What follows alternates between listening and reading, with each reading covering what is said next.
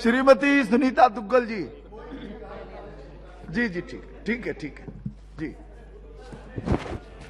Okay. आदरणीय सभापति महोदय, बहुत बहुत धन्यवाद। सबसे पहले तो मैं हमारी महामहिम आदरणीय द्रौपदी मुर्मू जी को पूरे संसद की तरफ से, पूरे हिंदुस्तान की महिलाओं की तरफ से, पूरे हमारे हिंदुस्तान की बच्चियों की तरफ से बहुत बहुत मुबारकबाद और बहुत बहुत बधाई देना चाहती हूं, क्योंकि आज हम जिस बिल पर डिस्कस करने वाले हैं, जिस बिल पर हम सब लोग आज चर्चा कर रहे हैं, वो है फैमिली कोर्ट बिल। फैमिली परिवार जो है सभापति महोदय, वो किसी भी समाज की सबसे छोटी इकाई है और हमारी आदरणीय महामहिम जो हैं वो इसका बहुत अच्छा उदाहरण है कि किस तरह से एक साहसी प्रेयसी रही वो, और उसके बाद एक बहुत ही अच्छी माँ, एक बहुत ही अच्छी पत्नी,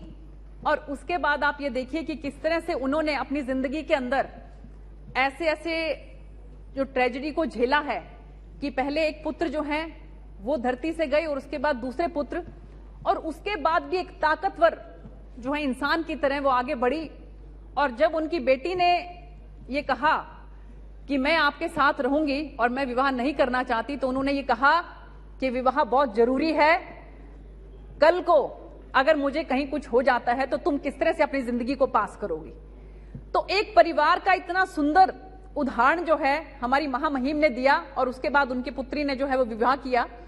तो मैं ये कहना चाहती हूं कि आज जो हम इस चर्चा कर रहे हैं, ये फैमिली कोर्ट बिल पर कर रहे हैं, कि जिसके अंदर 1984 में ये एक्ट आया कि जो भी परिवार से रिलेटेड और मैरिज से रिलेटेड जो मामले हैं उनको कंसिलेशन के थ्रू ही और सेटलमेंट के थ्रू उनको सॉल्व किया जाए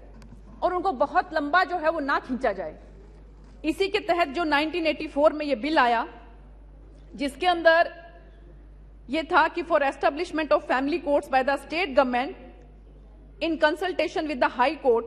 to promote conciliation and secure speedy settlement of disputes relating to marriage and family affairs. और उसके बाद इसके अंदर क्या था कि सेंट्रल गवर्नमेंट के साथ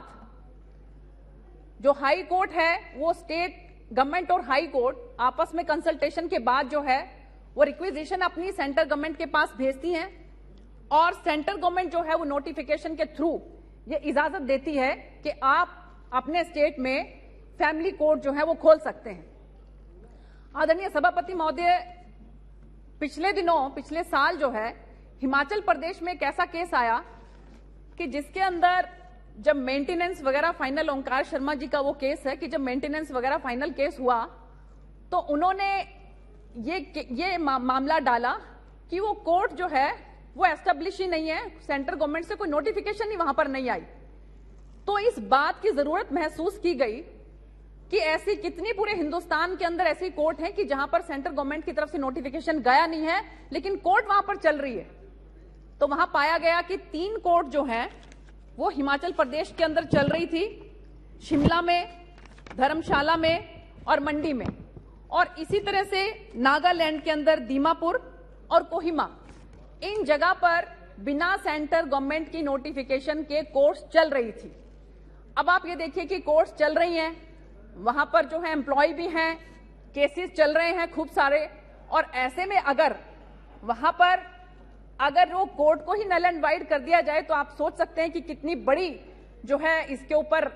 इससे बहुत से परिवार के ऊपर कितना इसका नुकसान झेलना पड़ सकता है। तो इसीलिए इस बिल की, इस अमेंडमेंट की जरूरत पड़ी और इसके माध्यम से जो है सेक्शन के थ्रू इसमें ये अमेंडमेंट है कि इसके अंदर जो है the family court amendment bill 2022 seeks to amend the said act to insert a provision in subsection 3 of section 1 to provide for the establishment of family courts in the state of Himachal Pradesh with effect from the 15 Feb 2019। 15 फरवरी 2019 से वहां पर court चल रही थी, तो उसको retrospectively जो है नोटिफिकेशन के थ्रू जो है उसको जो है लागू किया जाए। और इसके साथ साथ नागालैंड में with effect from the 12 September 2008 or new subsection 3A to retrospectively validate all actions under the said act taken by the state government of Himachal Pradesh and Nagaland and the family courts of these states prior to the commencement of the Family Courts Amendment Act 2022. तो मेरी ये गुजारिश है कि जैसे मैं एक देख रही थी इसमें लिस्ट कि अभी भी बहुत से स्टेट हमारे ऐसे हैं कि जहां पर आदरणीय मंत्री जी की नोटिफिकेशन जा चुकी है, लेकिन वहां पर कोई कोर्ट अभी तक नहीं खुली है। इसमें हम देखें अगर Andaman Nicobar, Chandigarh, Diu and Daman, Dadra and Nagar Haveli, Goa, Mizoram,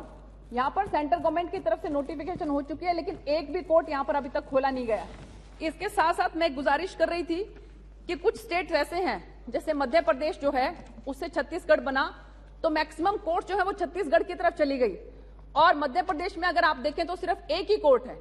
तो इसमें यह भी मैं कहना चाह रही हूं कि मध्य प्रदेश क्योंकि बहुत बड़ा राज्य है, तो वहां पर भी अगर नोटिफिकेशन ऑलरेडी हो चुकी है, तो आपके अगर माध्यम से वहां पर कोई अगर लेटर चला जाता है तो वहां पर और ज्यादा संख्या में जो है कोर्ट खुल सकती है। तो इसमें क्योंकि जैसा कि मंत्री जी ने कहा बहुत कुछ है नहीं ऐसा कि ये दो इसके अंदर जो है अमेंडमेंट कर रहे हैं ताकि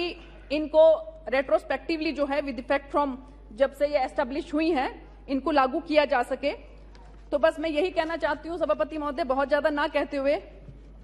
कि परिवार जो है वो बहुत जरूरी है। हम तो ये चाहते हैं कि मिनिमम जो है इसके अंदर डिस्प्यूट्स जाएं, लेकिन फिर भी हम देख रहे हैं कि केसेस बहुत सारे पेंडिंग हैं। तो ये भी रिक्वेस्ट रहेगी कि ज्यादा से ज्यादा वहां पर जजेस वगैरह की नियुक्ति होकर ये केस ठीक हो, लेकिन केसेस हो ही ना ऐसे। तो मैं अंत में ये कहना चाहूंगी कि कोई टूटे तो उसे सजाना सीखो, कोई रूठे तो उसे मनाना सीखो, रिश्ते तो मिलते हैं मुकद्दर से, बस उसे खूबसूरती से निभाना सीखो। बहुत बहुत धन्यवाद सभापति महोदय। श्री कौशलेंद्र